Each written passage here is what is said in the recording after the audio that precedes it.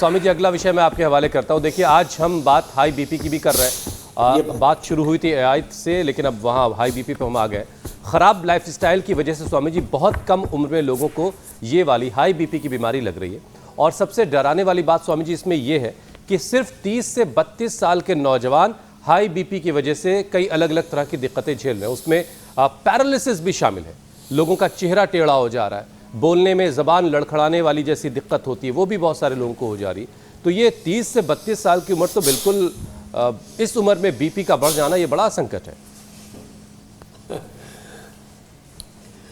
कल मैं वो जो लेकर के आया था ना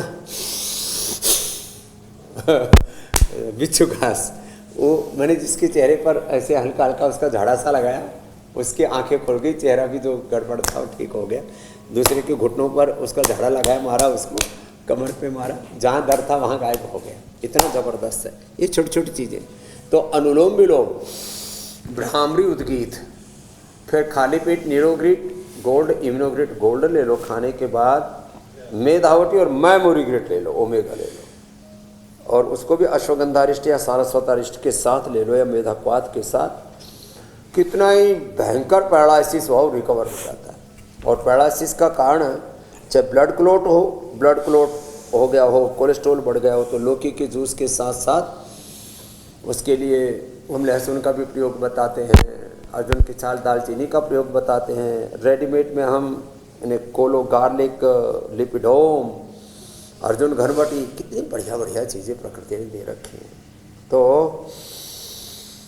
ये मेरा आजमाया हुआ प्रयोग है। हम आनुभूतिक सत्य यहाँ पर कहते हैं, एक्सपीरियंस्ड ट्रूथ हम लोगों तक संप्रेषित करते हैं यहाँ से।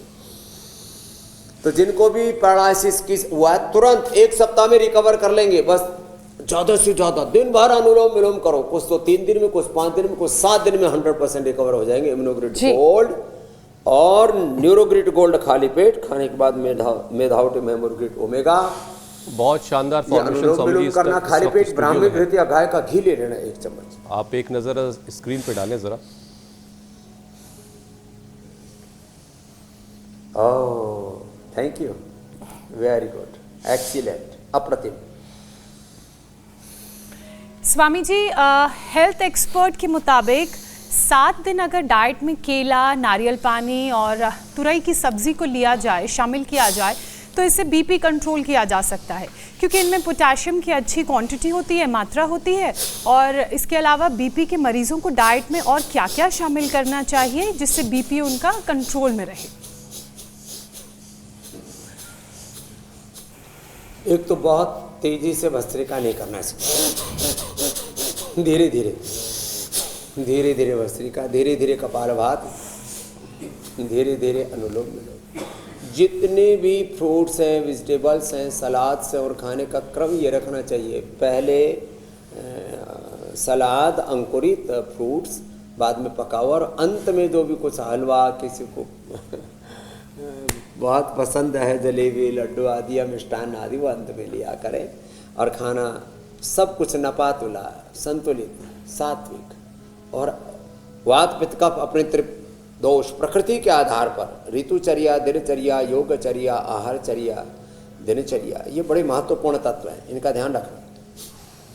तो छोटी छोटी बातों का ध्यान देंगे।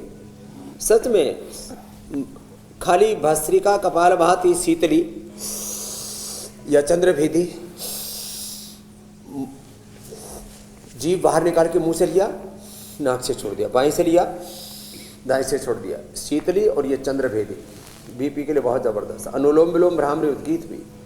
और अपने आपा नहीं खोना, धीरज रखना। धृति क्षमादमोस्त्यम शौचम इंद्रिय निग्रह धीर विद्या सत्यम क्रोधो दशकम धर्म लक्षण। धीरज रखो।